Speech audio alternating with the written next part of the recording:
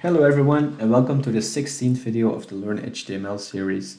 The topic in this video is a bit similar to the movie Inception. We are going to learn how we can display a web page inside another web page. Let's start by opening our template file in our text editor. So I have my template file here. Let's open it with Notepad. Here we go. So an HTML iframe is used to display a web page within a web page. The HTML iframe tag specifies an inline frame. An inline frame is used to embed another document within the current HTML document. So let's start by creating an iframe. We do this with the following syntax. Opening iframe. Let's also close it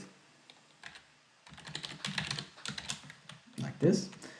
And inside the iframe there doesn't need to be content because we define it with the source attribute.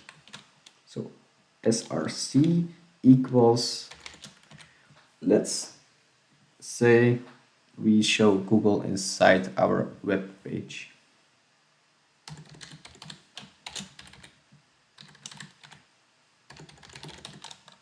We do it like this. Okay, now if we save our HTML file, save it as iframe.html.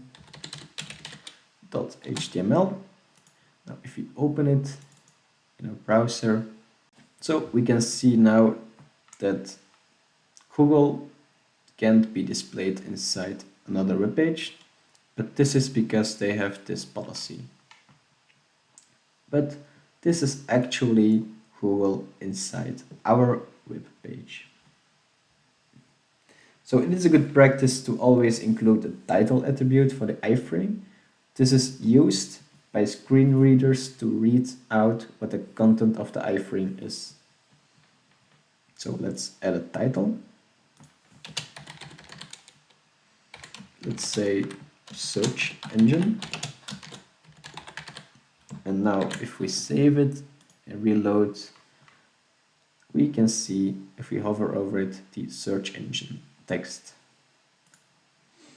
We can also customize our iframe by setting the width and height with attributes. So let's do this. We can say here that width equals, let's say 400, and height